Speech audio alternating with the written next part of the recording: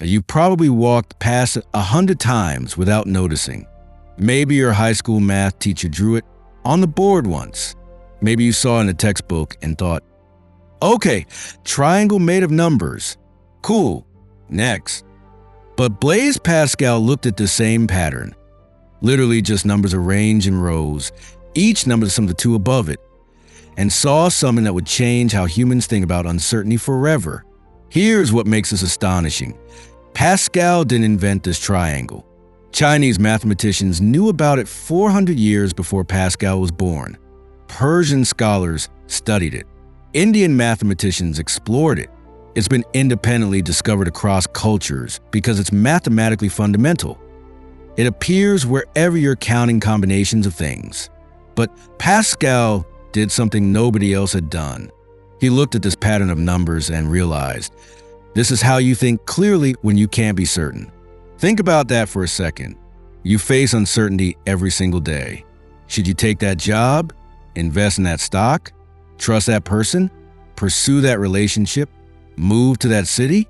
And the biggest one, the question that keeps you awake at 3 a.m. when all the distractions finally stop. Does any of this actually matter in the cosmic sense? You can't be certain about any of these. You don't have complete information.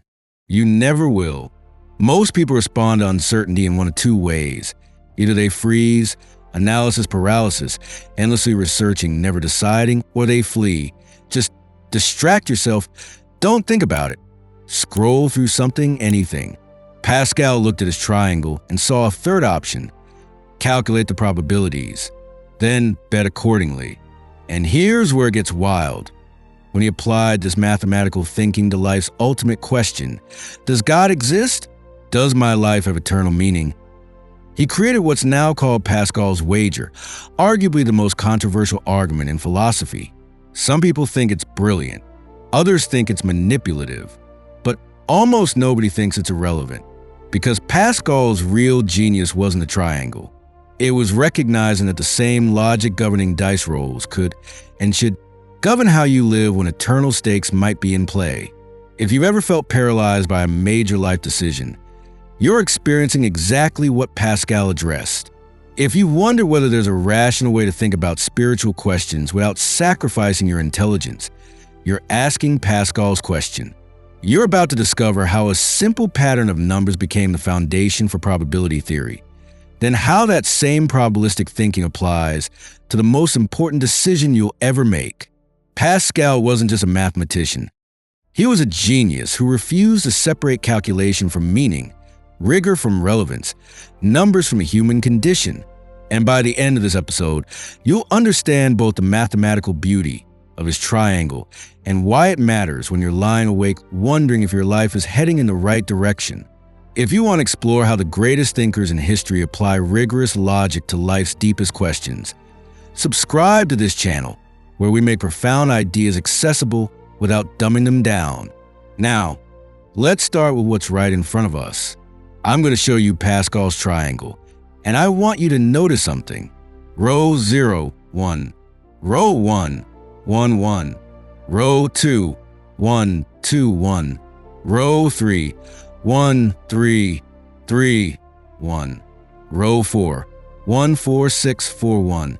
Row 5, 1, 5, 10, 10, 5, 1. See the pattern? Every row starts and ends with 1. Every other number is the sum of the two numbers above it. That's it. That's the whole rule. A 6-year-old could build this. You just add. There's no complex formula here. No advanced mathematics required. It's almost playful, like a numerical game. And that's exactly why it's so deceptive. You know what fascinates me most about this? Pascal wasn't the first to discover this pattern.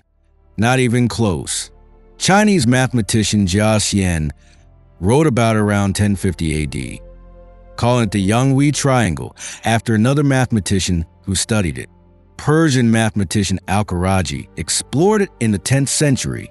Indian scholars knew about it even earlier, but these mathematicians, brilliant as they were, primarily saw it as a computational tool, a clever way to calculate certain mathematical operations. They recognized its usefulness, but didn't fully grasp what it was revealing about the structure of reality. Pascal looked deeper. In 1653, when he was just 30 years old, he wrote a treatise on the arithmetical triangle. And in this work, he didn't just describe the pattern, he uncovered what it meant. Let me show you what Pascal saw. Imagine you're flipping a coin twice. What are all the possible outcomes? Heads, then heads. Heads, then tails. Tails, then heads. Tails, then tails. For possible outcomes. But notice, there's only one way to get two heads, two ways to get one head and one tail, and one way to get two tails. Look at row 2 of the triangle. 1, 2, 1. That's not a coincidence. That's the triangle telling you the number of ways each outcome can occur. Now try 3 flips. 3 heads, 1 way. Exactly 2 heads. 3 ways. Exactly 1 head. 3 ways. 3 tails, 1 way. Look at row 3. 1, 3, 3, 1. The triangle is literally mapping reality. Every number represents possible combinations. And Pascal realized this pattern doesn't just describe coins. It describes any situation where you're combining discrete possibilities. Notice how this works in reality. Genetic inheritance follows this pattern. The ratio of dominant to recessive traits in offspring. Survey results with yes/no questions distribute this way. Quality control, sampling, and manufacturing. Even the expansion of algebraic expressions like a plus b cubed. Pascal saw that this simple number pattern was revealing a fundamental structure of how the universe organizes probability and possibility. It wasn't just addition, it was a mathematics of uncertainty itself becoming visible. Here's what makes Pascal different from earlier mathematicians. He didn't stop at the pattern. He asked, if this is how probability works with coins and dice and genetics, what else operates on probabilistic logic? And then he made the leap that changed everything. What about decisions where you can't be certain? What about choices with incomplete information? What about? And here's where his mathematical mind met his spiritual intensity. What about the ultimate question of whether to seek God when you can't have proof? That question, whether you can apply mathematical probability to existential decisions, is what we're really here to explore. But first, you need to understand exactly how Pascal's triangle generates probability. Because once you see that, you'll understand why Pascal thought the same logic could illuminate your life's biggest choice. Let me show you something that's going to click everything into place. We're going to watch the triangle create probability right before your eyes. Imagine you're at a 17th century French salon, Pascal's world. Wealthy aristocrats are gambling. This was their obsession. And they keep asking mathematicians, what are the actual odds? How should we bet? Here's a real problem they brought to Pascal. If you roll 2 dice, what's more likely? Getting at least 1 6 or getting a double 6? Your gut might say they're about the same, but your gut would cost you a lot of money. Pascal's triangle reveals why. Let's start simpler. You're playing a game where you draw 2 cards from a deck. With replacement, you put the first card back. What's the probability of getting at least 1 ace? Without the triangle, you'd have to list every possibility. But watch this.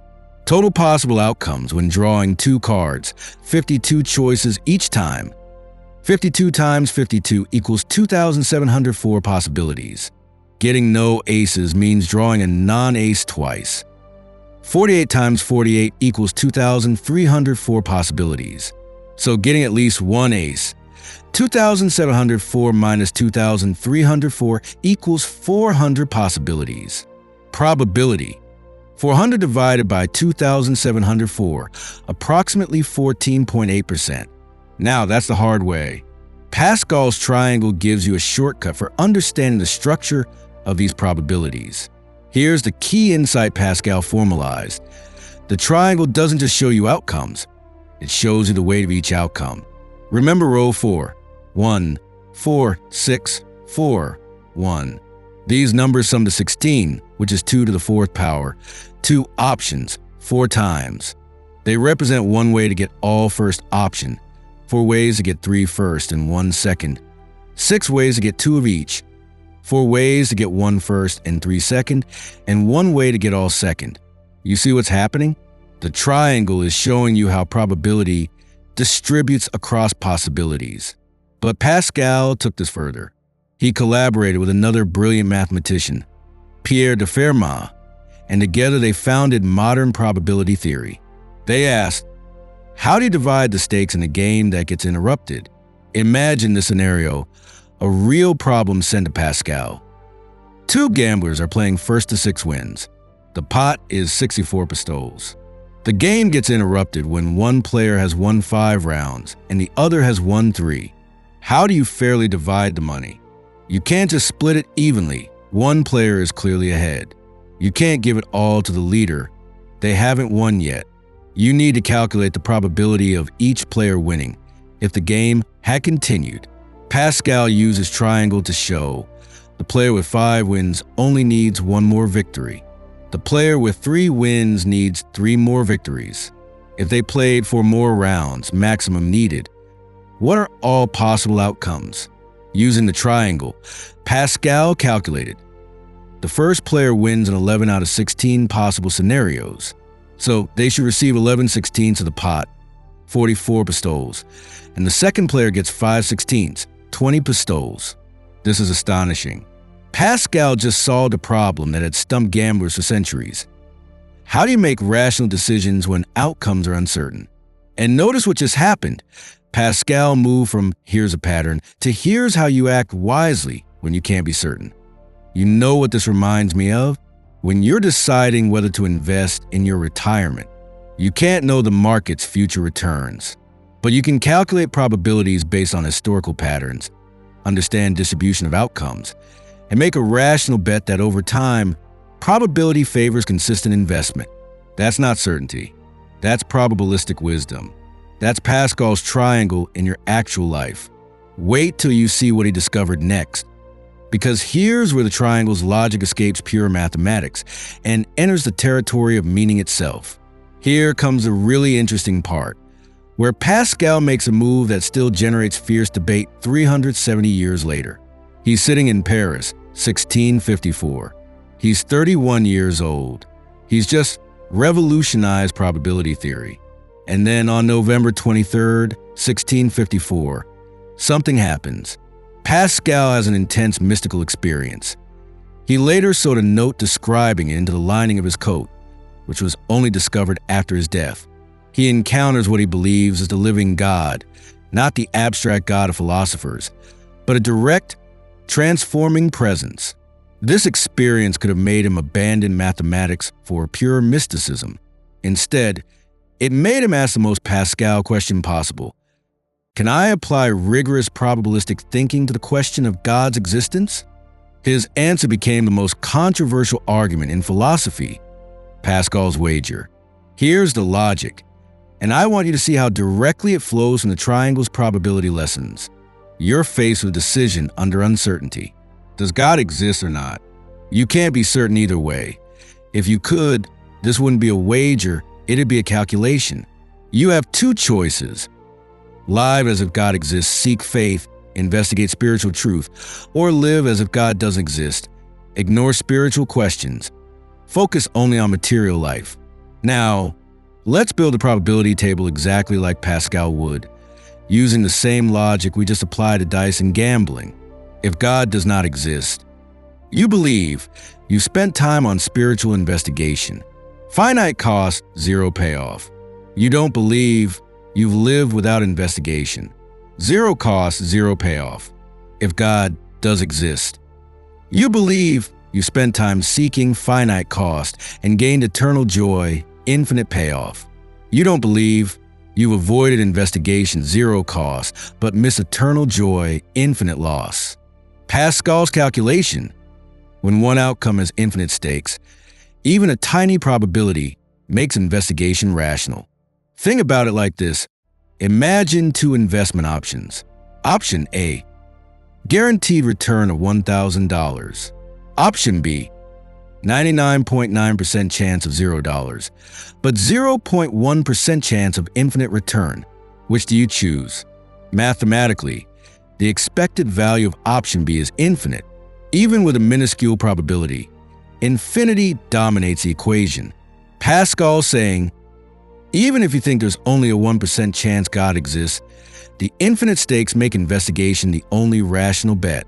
Now, I know what you're thinking. I can hear the objection forming. This is manipulative.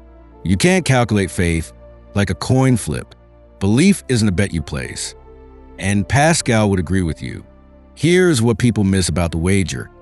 Pascal isn't saying this argument produces belief.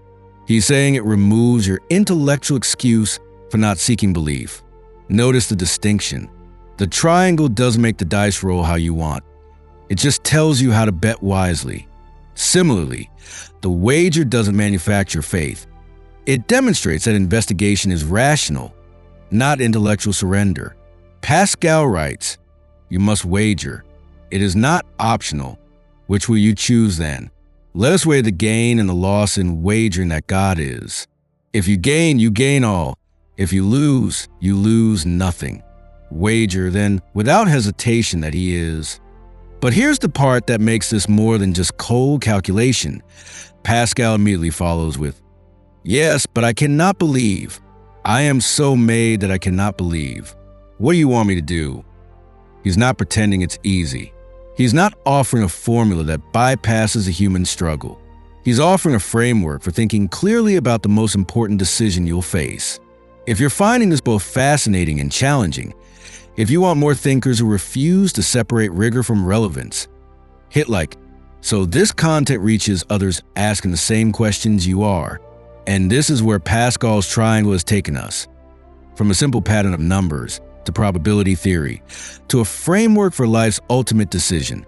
But there's something deeper still, the human condition that makes this wager necessary in the first place. Pascal understood something that the triangle's mathematical elegance almost obscures. We need probability theory because we're uncertain creatures in a universe we didn't design. Let me show you what I mean. You're sitting alone in a quiet room. No phone, no TV, no music, no book, just you and your thoughts for 30 minutes. How long before you get uncomfortable? Pascal ran this experiment. Literally, he wrote, I have discovered that all the unhappiness of men arises from one single fact, that they cannot stay quietly in their own room. Why? Because sitting quietly forces you to confront the questions you spend most of your life avoiding. Am I living the right way? Does any of this matter? Am I mortal? And then nothing? Is there meaning or just distraction until death? Pascal called our response to these questions divertisement, distraction. We flee from existential anxiety into busyness, entertainment, work, scrolling. Anything that prevents a quiet room moment. You see this everywhere in 2024 America. The average person checks their phone 96 times per day. We binge watch series. We listen to podcasts while walking, music while working, audiobooks while driving. We've engineered our lives to eliminate silence. But here's what Pascal saw. Distraction doesn't answer questions. It just postpones them. And probability thinking, the wager specifically, is a solution to the paralysis that comes when you finally stop running. Think about a Sunday night before Monday morning. You feel that dread, right? That what am I doing with my life sensation. Pascal would recognize that immediately. That's the existential question breaking through your defenses. Most people respond in one of three ways. First response, freeze. I can't know if there's meaning, so I'll just endlessly research, read, think, but never actually decide or investigate. Second response, flee. This is depressing. Let me watch something, check something, distract myself until the feeling passes. Third response, calculate and act. I can't be certain, but I can apply probability logic and make a rational bet. Pascal is offering the third response, not as escape from uncertainty, but as a method for acting wisely within uncertainty. And notice, this is exactly what you already do in other domains. You can't be certain that wearing a seatbelt will save your life in an accident, eating vegetables will prevent disease, investing in retirement will yield returns, learning a skill will lead to career advancement. or being kind to others will improve your relationships. But you do these things anyway because the probability favors them and the stakes matter. Pascal's asking, why do you apply probabilistic reasoning to your health, wealth, career, and relationships, but not to the question of whether your life has eternal significance? Here's a thought experiment that makes this concrete. Imagine you're diagnosed with a terminal illness, 6 months to live. Does your daily routine still make sense? If your honest answer is no, if you'd radically change how you spend your time, then Pascal would say, you're already living as if infinite things don't matter, but you just admitted they do. That's irrational.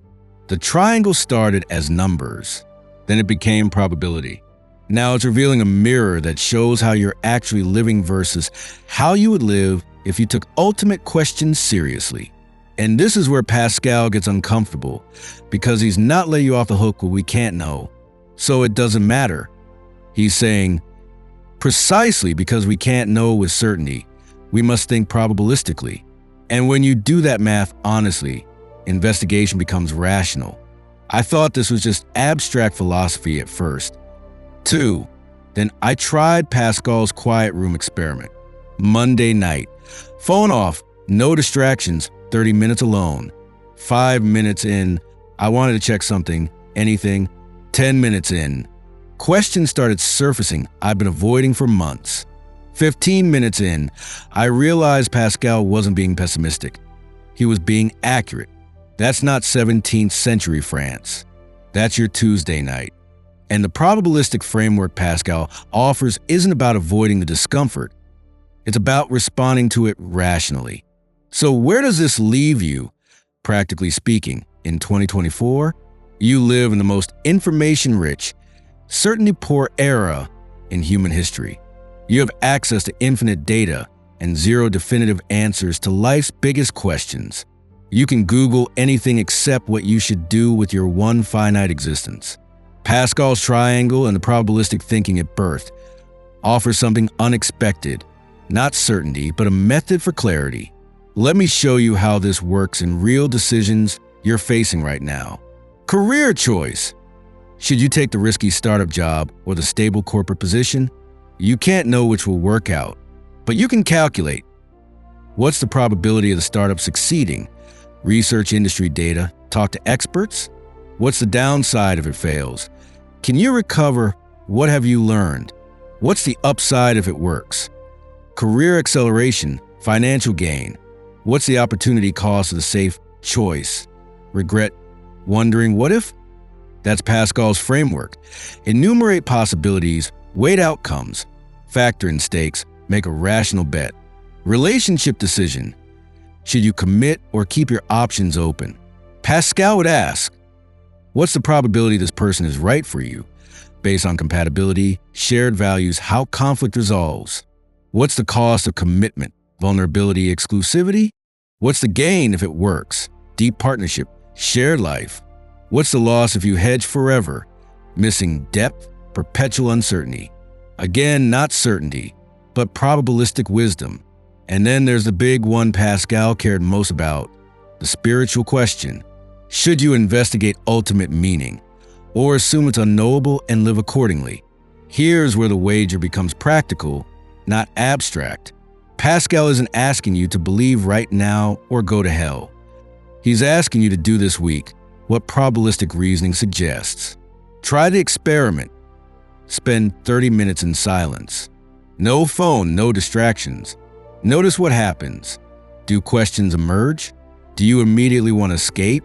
If spiritual questions arise, ask, what would a rational investigation look like? Not do I believe yet, but is investigation worth my time given possible stakes? Maybe it looks like reading seriously about different truth claims, not just memes, actual primary sources. Talking to people who've thought deeply about this, not just echo chambers. Trying practices, prayer, meditation, contemplation, to test experientially, giving it a genuine 6-month exploration. Pascal would say, if there's even a 5% chance ultimate meaning exists, and if investigation costs you a few hours a week but could yield infinite clarity about your life's purpose, what's the rational bet? Notice what he's not saying. You must believe immediately. Investigation takes time. Ignore your doubts. Bring them to the investigation. Accept without evidence. Seek experiential and intellectual grounding. This guarantees results. It's probability, not certainty. What he is saying, you calculate probabilities for everything else that matters. Why not this? And here's what I find most challenging about Pascal. He died at 39. He knew his time was limited. Every year of investigation was a larger percentage of his finite life, and he still thought it was rational, necessary even to pursue the question seriously. You have more time than Pascal had, but you also have more distractions. 17th century aristocrats had gambling and salon gossip. You have infinite scroll, streaming, social media, busyness that never ends. The triangle still works. The probability logic still holds. The question is whether you'll apply it to the decisions that matter most or just to the ones that feel safer. Because Pascal's real gift wasn't the triangle. Mathematicians before him knew the pattern. His gift was recognizing that the same rigor you bring to every other domain of life should apply to the ultimate question, not because it guarantees answers, but because when infinite stakes are possible, investigation is the only bet that respects your intelligence. Now you see Pascal's triangle in a completely different way. You started thinking this would be about math, rows of numbers combinatorics, maybe some binomial theorem if things got technical. And sure, we covered that. You understand how the triangle generates combinations, how it reveals the structure of probability, how it solved gambling problems that had stumped aristocrats for centuries. But you discovered something more important. You saw how a mind like Pascal's refuses to separate domains. Mathematics isn't just numbers. It's a window into how reality works. Probability isn't just dice. It's a framework for living wisely when you can't be certain. The triangle isn't just a pattern. It's a revelation about how to think when stakes are infinite and evidence is incomplete. That move, from number pattern to life wisdom, that's pure Pascal. He wasn't intent to let mathematics stay abstract. He insisted on asking, what does this mean for how I should live? And he gave you an answer that's simultaneously comforting and demanding. Comforting because you don't need certainty to act rationally. You can make wise bets with incomplete information. The triangle proves it. Probability gives you a method when certainty is unavailable. Demanding because now you can't hide behind "we can't know" as an excuse for never investigating what might matter most. The probabilistic logic you apply to careers, health, relationships, and finances also applies to ultimate questions. Pascal won't let you compartmentalize. What you walked away with today isn't just knowledge about a mathematical structure. You received a framework for decision-making that respects both your intelligence and the possibility that your life has stakes beyond the merely material. The triangle stands as Pascal's invitation. Think clearly, calculate honestly, and when you discover that investigation is rational, don't flee into distraction. Have the courage to seek. Because Pascal understood, and now you do too, that humans are caught between wretchedness and greatness, between mortality and possible transcendence, between the finite and the infinite. We can't resolve that tension with certainty, but we can navigate it with probability, humility, and rational courage. That's not manipulation. That's taking your mind seriously enough to apply its best tools to your most important questions. From now on, when you face a major decision under uncertainty, you'll remember that Pascal taught you to ask 3 questions. First, what are the actual possibilities? Not what you fear or hope, but what could realistically happen. Enumerate them. Write them down. Don't let anxiety or wishful thinking do the calculation. Second, what are the stakes? A bad restaurant choice has low stakes, wasted money and time. A career pivot has medium stakes, years of your life and financial security. The question of ultimate meaning has potentially infinite stakes, the purpose of your existence. Third, what does probability suggest? Given incomplete information, what's a rational bet? Not the certain answer, but the wise wager. This week, try Pascal's quiet room experiment. Seriously, schedule 30 minutes. Phone off, no inputs, just you and silence. Notice what happens. Do you immediately want to distract yourself? That's divertisement. Pascal called it 370 years ago, and he was describing your phone checking impulse before smartphones existed. Do questions emerge about whether you're living rightly? That's existential anxiety breaking through your defenses. Don't run from it. That's the moment to apply probabilistic thinking. Ask yourself, if I spent the same amount of time investigating ultimate questions as I spend researching which TV to buy, what would I discover? You're not committing to belief. You're committing to investigation. That's what Pascal's wager actually requests, not blind faith, but rational exploration when possible infinite stakes justify the investment of your finite time. You calculate expected value for everything else. Pascal's triangle shows you why you should calculate it for this too. There's a line from Pascal I can't forget. We run carelessly to the precipice after we have put something before us to prevent us seeing it. Do you feel the weight of that truth? We know the big questions are there: mortality, meaning, purpose, eternity. And we deliberately construct distractions so we don't have to look at them. We put entertainment, busyness, endless scrolling before us to prevent us seeing what matters most. Pascal's triangle began as math. It became probability. It ended as wisdom about how to live when you're uncertain, but the stakes are infinite. Imagine your life 6 months from now after applying this framework. You won't have perfect certainty. Pascal never promised that, but you'll have something better. The intellectual honesty to investigate rather than distract, the probabilistic clarity to bet wisely rather than freeze, and the courage to take ultimate questions as seriously as you take your retirement planning. You're smart enough to calculate when stakes matter. Pascal's triangle proves you have the cognitive tools. The only question is whether you'll apply them to the decisions that determine not just your comfort, but your purpose. This channel exists to explore thinkers like Pascal, people who refuse to separate rigor from relevance, calculation from meaning, mathematics from a human condition. Subscribe if you want to continue discovering wisdom that respects both your intelligence and your search for truth. In the next video, we'll explore another thinker who challenges comfortable assumptions with uncomfortable honesty. See you there. And meanwhile, may you have Pascal's courage think clearly about what matters infinitely.